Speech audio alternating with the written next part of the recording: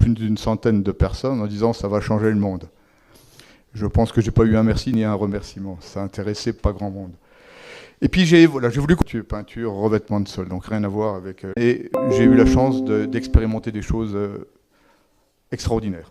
Et je vais vous faire voyager dans ce monde de l'invisible, parce que du coup, il y a quelque temps, j'ai eu l'idée de mettre esprit et cohérence et harmonie. Et c'est ça qui, je vais peut-être m'intéresser un peu plus à ces phénomènes.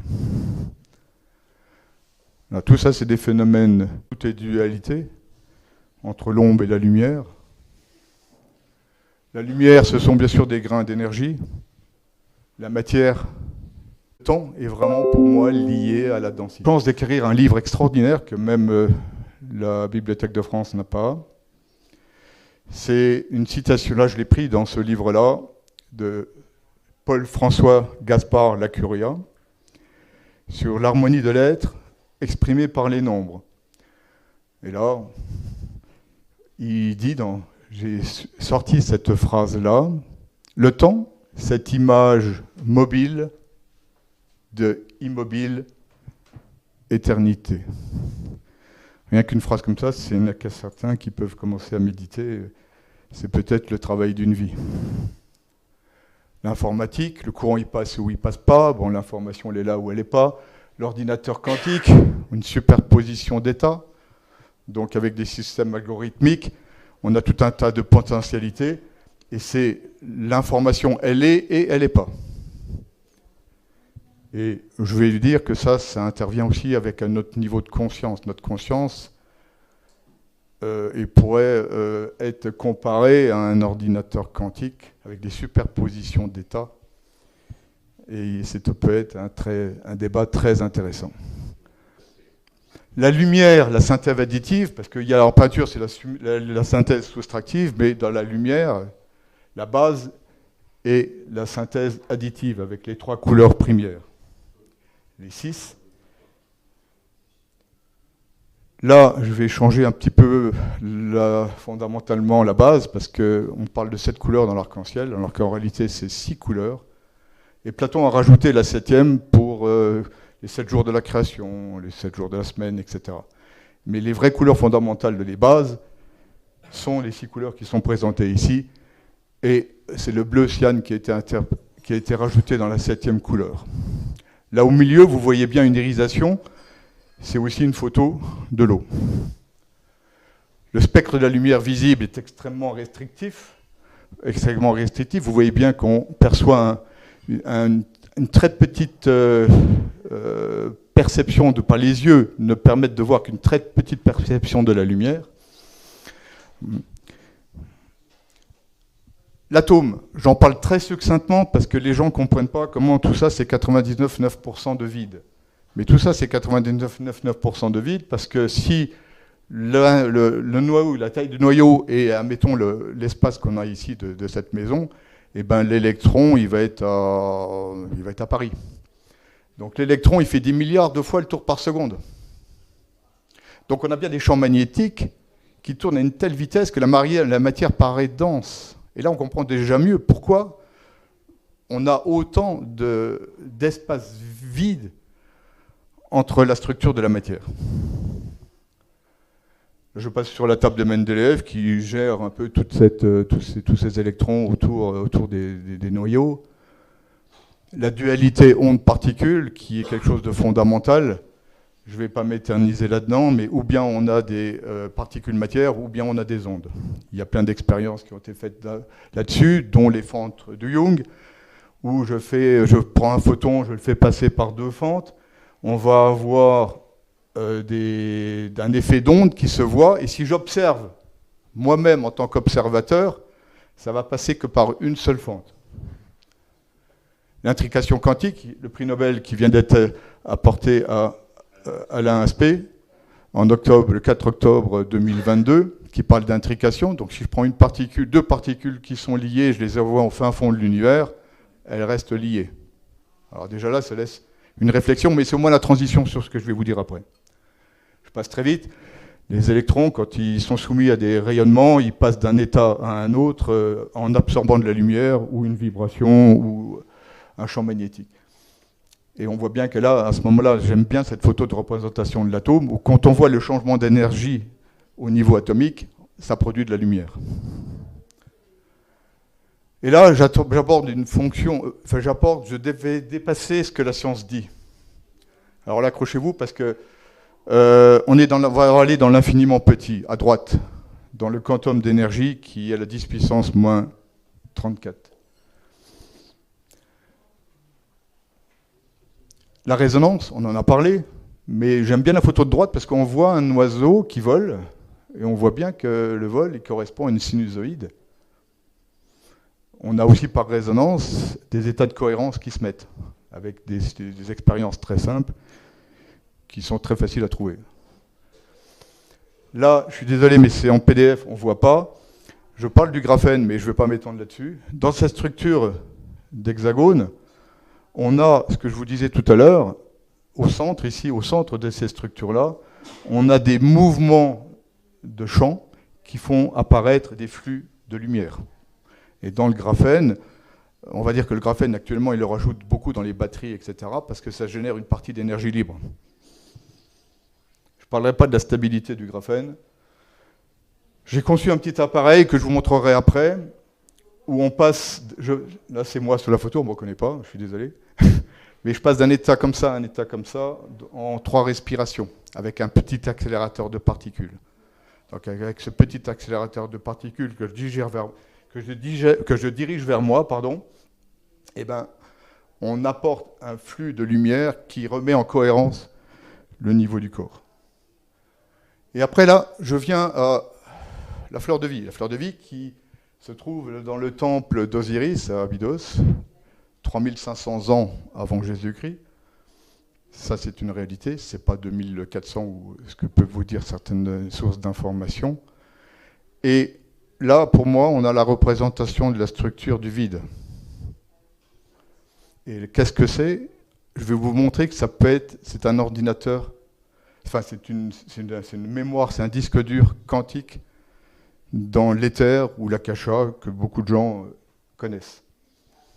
Et il a une forme d'hexagone, une forme hexagonale, qui est une des formes géométriques les plus parfaites que la nature a créées. On voit bien les abeilles qui utilisent cette forme d'hexagone. J'ai créé un petit appareil avec un hexagone. On a eu l'idée de polariser un hexagone. Quand j'ai fait ça, c'était au mois de juin 2021. Et vous allez comprendre. Là, c'est un cristal qui est une photo d'un cristal unique au monde, qui a 36 facettes, qui est construit en lévitation. Donc imaginez un cristal qui se crée en lévitation sans aucune contrainte. Eh ben, il a une forme à 36 facettes hexagonales. Donc on voit bien qu'il y a un champ, on voit bien qu'il y a une cohérence qui influe d'une manière subtile et qui induit la forme. Grothendieck, un des plus grands mathématiciens, il me semble, dans son travail d'une vie entière, précise que c'est le secret dans la forme. En juillet, je vous ai parlé de juin 2021. En juillet 2021, on a un crop circle qui montre une forme fractale. On a un hexagone à l'intérieur, on a un hexagone à l'extérieur et on a un mouvement vortexiel. En juillet 2022, ils en remettent une deuxième couche. Alors ne me demandez pas sur les crop circles si c'est créé d'une manière artificielle ou pas. Chacun fera ses recherches et chacun se fera ce qu'il pense. Et là, on voit bien qu'il y a, dans le crop circle de juillet 2022, on voit des flux de cohérence, on voit des réseaux qui sont montrés par cette géométrie, qui laissent apparaître que toutes ces formes sont liées. Et c'est là que ça devient super intéressant. Donc là, c'est en mouvement, mais tout dans la matière, tout dans l'invisible, le convoi, le quantum d'énergie, etc., tout a une énergie en double tore. Tout a un mouvement de tore, de double tore. Tout est en mouvement, donc tout émet un champ magnétique. Là, c'est de l'eau, bien sûr. On pourrait se dire, tiens, c'est des aquaglyphes, hein, on les appelle des aquaglyphes, mais pourquoi n'y aurait-il pas une écriture? Bon, les vortex dans l'eau, ça tout le monde connaît. La mémoire de l'eau, C'est ce que je vous parlais tout à l'heure, dans cette forme hexagonale à droite. Constantine Weil induit ici un champ perpendiculaire qui laisse apparaître un électron. Alors lui, il définit ça par étant un neutrino qui prend une charge électrique. Bon, à voir. Mais je lui avais posé la question sur la mémoire de l'eau, et il a hésité, mais il m'a confirmé que l'eau, quand elle a cette structure hexagonale, c'est l'équivalent du silicium que vous avez dans le téléphone. Il enregistre des fréquences. La mémoire de l'eau, elle a été induite par René Olivier, qui a demandé à ce que le professeur Luc Montagnier remette en expérimentation ces expériences de la mémoire de l'eau. En faisant très vite sur la mémoire de l'eau, ils prennent un ADN qui est le sida, ils le mettent dans un tube d'eau qui est dynamisé, donc qui a une forme de structure hexagonale, qui peut enregistrer les fréquences. Ils font des dilutions homéopathiques, ils mettent un petit micro d'écoute radio, et ils enregistrent un son wave. Ce son wave, ils l'envoient 1500 km plus loin, dans différents tubes d'eau dynamisée, et ils font écouter à l'eau la fréquence. Et le son recrée la signature de l'ADN dans l'eau. Ils font une étude comparative, il y a 98% d'équivalence. Donc forcément, tout ça, ça laisse des débats incommensurables, parce que dans ces expériences-là, l'expérimentateur, il influe directement sur l'expérience. Je ne vais pas parler trop de conscience, mais la conscience de l'expérimentateur agit réellement. Les ondes scalaires, on ne va pas venir dessus. Du coup, que voyons-nous de la réalité? On peut s'interroger de ce que l'on voit vraiment de la réalité. Et à une échelle, l'atome, c'était 10 puissance moins 10 au niveau de la norme. Et à l'échelle de Planck, on est à 10 puissance moins 31. Donc c'est Planck défini comme c'est la plus petite quantité d'énergie mesurable. Et l'éther, j'en ai déduit ceci, que l'éther, et finalement, c'est une association de quantum d'énergie qui est structurée. Et donc, dans cette échelle infiniment petite, là, où on sort pour moi du débat de la science, le quantum étant la plus petite quantité d'énergie, à la taille 10 puissance moins 34, on a un pixel de lumière non visible. Un pixel de lumière non visible. Rouge, vert, bleu, trinité. Enfin, on peut associer ça à beaucoup de choses. Et dans la fleur de vie, je reviens, parce que le but c'était de vous parler un peu de la fleur de vie, et ben on a une structure hexagonale, où chaque petit point rouge que j'ai dessiné, en réalité représente un quantum d'énergie, un pixel non visible. Les petits arcs de cercle, on peut dire que chaque pixel est interrelié. Je vous ai parlé aussi d'intrication des particules, donc chaque point est relié à tous les points. Donc on a bien quelque chose qui est conscient, d'une intelligence qui nous dépasse largement, mais qui est interrelié au tout, à tout. Chaque point a la totalité de l'information du tout, et est relié au tout. Et dans la fleur de vie, c'est ce que la fleur de vie représente, qui connaissait il y a un certain temps. On peut s'interroger. Voilà, là je vous le répète un petit peu ici, la structure fondamentale du vide, c'est en réalité un disque dur, où on a des pixels qui sont associés suivant une structure géométrique cohérente. Nassim Haramein, d'ailleurs, j'ai pris ces dernières photos que j'adore sur la structure du vide, qui montre que le vide, là, a une certaine structure organisationnelle parfaite, dans l'infiniment petit, hyper cohérente. Et je trouve ça absolument fabuleux. Et là, je vais vous faire une petite expérience. Au Pompidou, en 2016, comme je travaillais dans le bâtiment, je n'avais pas les murs. Et là, je n'avais pas de marché, parce qu'il n'y avait pas de mur à peindre. Désolé, mais j'ai vu l'expérience qui a été faite au centre Pompidou. Ils avaient mis du film diffractant sur les grandes vitres, les grandes baies vitrées. Le sol, il était en miroir, qui réfléchit à 95-98% de la lumière. Donc vous étiez baigné dans une lumière visible et invisible, parce que ces films diffractants transmettent par des microprismes une lumière visible et invisible, Et quand on rentrait dans cette pièce-là, on avait les poils qui se levaient plusieurs centimètres, là, qui se dressaient comme des cheveux sous droit sur la tête. Et là, c'était mis en mouvement par la respiration de l'artiste. Et la respiration de l'artiste, je dirais que c'est un mouvement aussi sinusoïdal de son qui porte la lumière. Et on était à un très haut niveau d'énergie. Et j'en ai déduit qu'on était soumis à un haut champ d'information où la masse, c'était le son, c'était la vibration, c'était la respiration de l'artiste, associé à une lumière diffractée holographique, et on avait un haut niveau d'information ou d'énergie qui remettait en cohérence qui nous sommes. J'avais fait ces vidéos, j'avais fait mon slideshow, et j'ai appris après que l'artiste dont je vous ai montré juste au-dessus a été missionné à Metz pour remplacer les vitraux de la cathédrale. Une partie des vitraux de la cathédrale, dont vous voyez ici les couleurs fondamentales.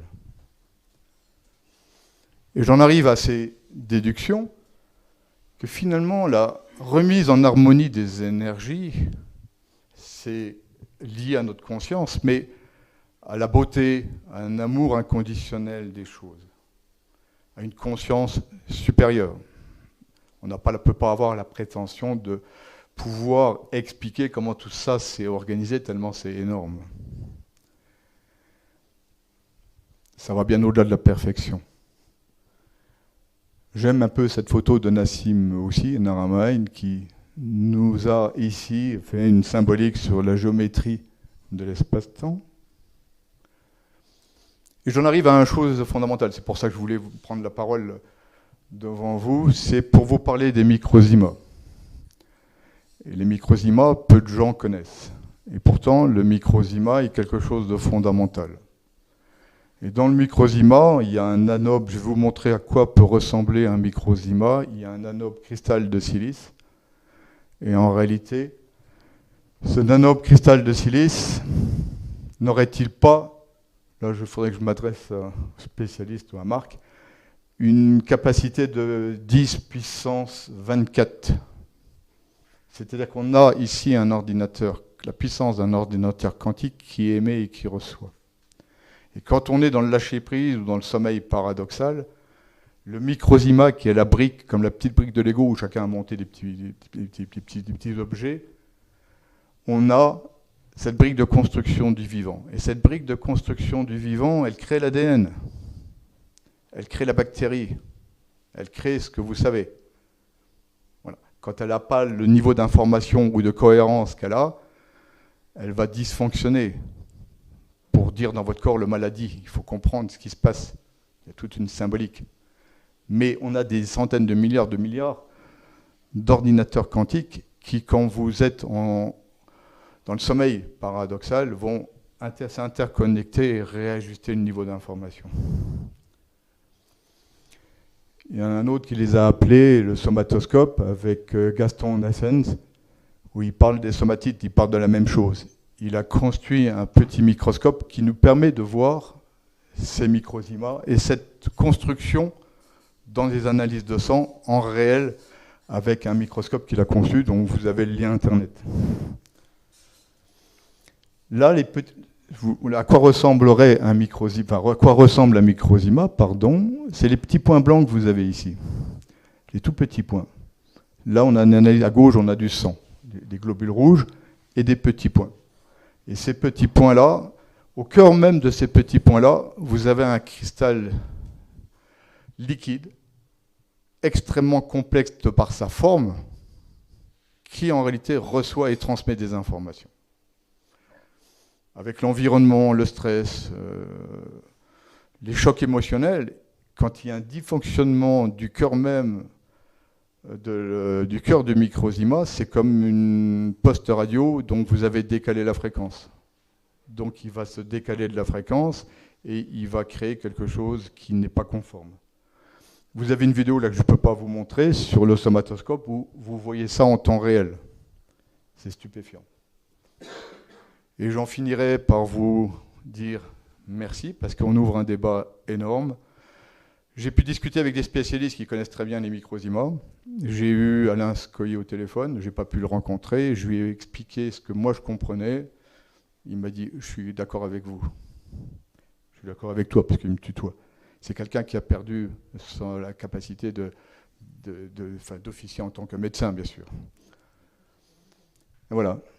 Et je finis par ces deux photos que je préfère certainement, celle de gauche, parce que dans les cathédrales, ils connaissaient tout ça.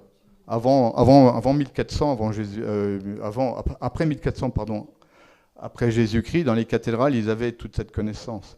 Quand vous rentrez dans une cathédrale, vous étiez baigné par la lumière des vitraux. Et après, il y avait les chants grégoriens. Et donc, les chants grégoriens, c'était la masse dans la formule d'Einstein. C'était cette vibration qui mettait en cohérence la lumière. Donc, vous étiez baigné dans un haut lieu d'énergie. Et souvent, quand vous sortiez, vous voyez la rosace d'une cathédrale. Et vous voyez quoi quand vous regardez la rosace d'une cathédrale? Vous voyez le cœur en premier. Et le cœur, c'est qui vous êtes, en réalité. Tous les rayonnements qui peuvent arriver, c'est toutes ces fréquences qui arrivent dans votre cœur, que vous percevez, qui sont cette harmonie qui est parfaite. Et les cathédrales, c'était la représentation quand même d'un savoir extraordinaire. Et souvent, dans les vraies cathédrales, vous aviez au sol un labyrinthe. Et le labyrinthe, c'est votre chemin de vie. Donc si vous prenez le labyrinthe, vous marchez, à un moment où vous arrivez au centre, vous êtes super content. C'est génial. Et puis le labyrinthe vous fait un remettre à l'opposé. Parce que forcément, vous n'avez pas tout compris. Puis il faut peut-être changer une partie de la perception des choses pour aller plus loin. Voilà. Et en dessous, il y avait de l'eau, évidemment. Et j'ai pas la dernière, c'est pas grave. C'est un écrit qu'il y avait d'un ami qui m'a écrit sur des photos que je lui ai passé mes photos, il les a sélectionnées. Et c'est un érudit, il a écrit des choses extraordinaires sur toutes ces photos qui permettent de voyager. Mais là, on n'aura pas le temps, il y a déjà de quoi voyager.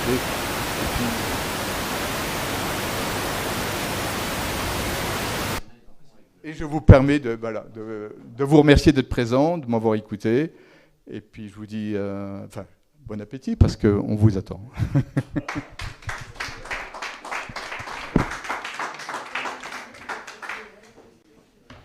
Et le petit accélérateur en question, c'est celui-là. Hors caméra.